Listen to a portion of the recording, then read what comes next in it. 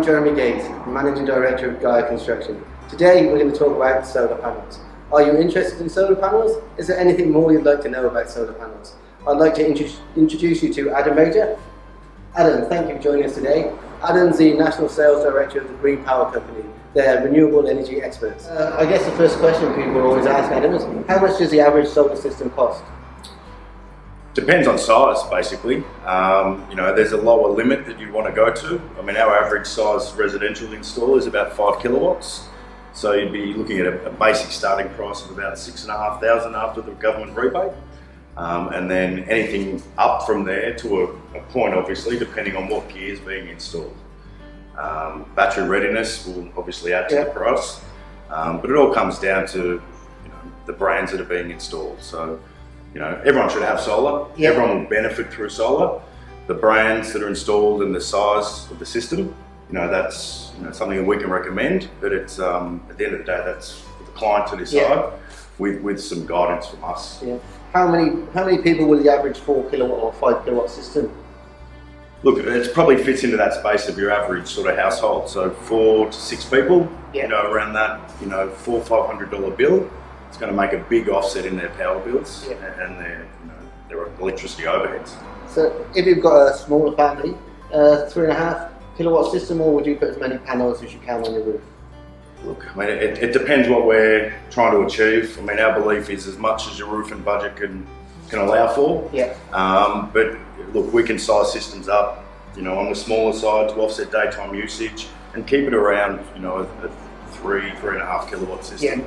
If you're consuming the majority of the power that sort of a system generates, at today's electricity prices, you're going to be saving about $1,000 to $1,200 a year potentially. So what's the average payback period on a standard system? Okay, a well-sized solar system against your daytime usage, say, you should have your money back within about the 5-year mark, give or take.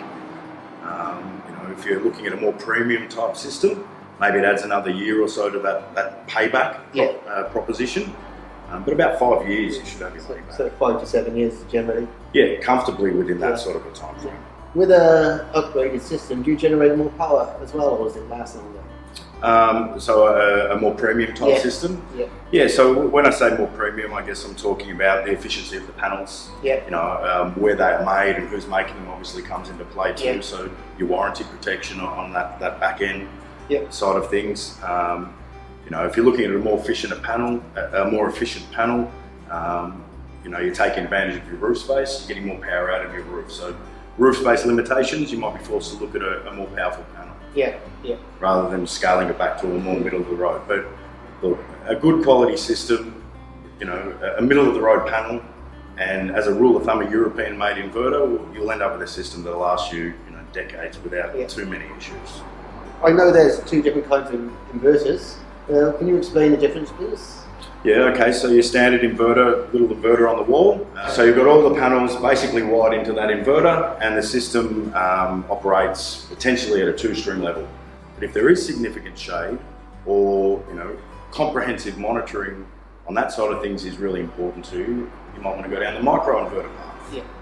Now, micro inverters are individual inverters that are bolted up on the roof and run each panel independent of each other. So again, if your rooftop's encompassing significant shade across the day, you might be forced, or it might be more beneficial to look at employing microinverters rather than a single string inverter. With using a string inverter where there's shade on a panel or two, it's more than that panel or two's yields that are impacted. Yeah. So it'll be the panels in that string that are potentially impacted.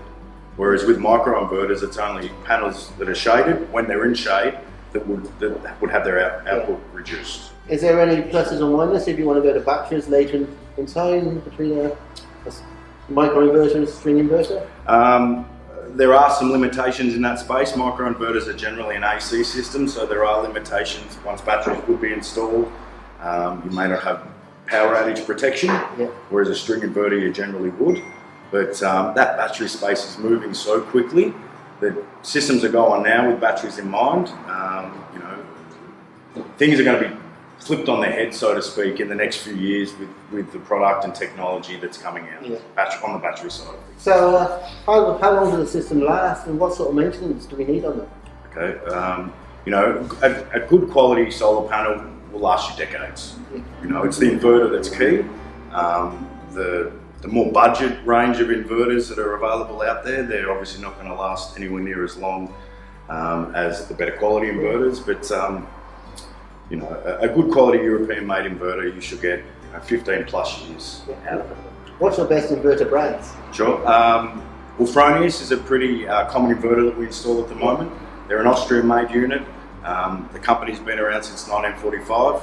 Very good quality. They've got you know, some good options in that hybrid battery inverter space as well. After sales support is great. Tech support's great. They're based in Australia in Tullamarine, so pretty local to us. You know, 10-year factory warranties, which is kind of unheard of in the inverter space. Some other brands that we use are SMA. They're a German company. So Fronius SMA probably take up 80% of our traditional solar installs, and then you've got, you know, your budget range of inverters, which sometimes get requested. But you wouldn't put those on that choice, or that wouldn't be our recommendation. And in that microinverter or optimizer space, we use Enphase, which are American, very good quality, and SolarEdge. Enphase is what you put on our house, just out of interest. There we go. They've been really good. Work really well. Yeah, and the monitoring side of a microinverter system is a bit more sophisticated generally, as you've got generation information at the panel level rather than at the string or the system level. So some people like that aspect as well. If you want to do system upgrades, increase your panels, change the inverters in the future, is that easy or difficult to do? It's fairly straightforward. I mean, it's hard to predict what's going to happen in the future, but for new systems, we would cover, you know, every option. And it's about picking the right technology in the first instance. So you're not necessarily having to get rid of something that's operating perfectly well to make that upgrade. I mean, sometimes that's unavoidable, but you know, you want to leave your options open as far as you can with the technology, the capacities of things that are initially installed, whilst keeping efficiency in mind from day one. And would you recommend installing batteries at the moment, or do the sun's not quite add up? I guess it depends what's important to you. In my opinion, just, you know, trying to deal in fact. Batteries are a wonderful thing, and they will become mainstream. The better quality battery brands that I'd be happy to have installed, they're pricey. They're not cheap.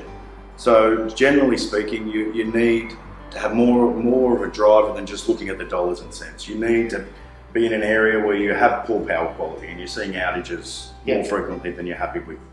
Or, you know, you're just sick and tired of the retailers or distributors for one reason or another. So if you're just purely looking at the dollars and cents, getting back to your payback period, around the 5-year mark for a traditional solar, for a good quality solar and battery setup that's well sized around your usage, you're about doubling that payback. With solar panels, what should people look out for to make sure they're not getting ripped off? And there's a lot of bad press, or there is some bad press around at the moment. Where does this come from? Again, getting back to the brands, you know, doing a bit of research on the brand side of things.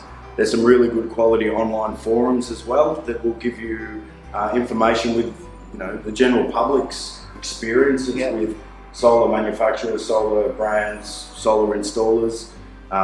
We steer our clients to some of these forums. Whirlpool have a really good green tech forum that you know, there's a lot of feedback, good and bad, on brands and companies, so that's a great place to start.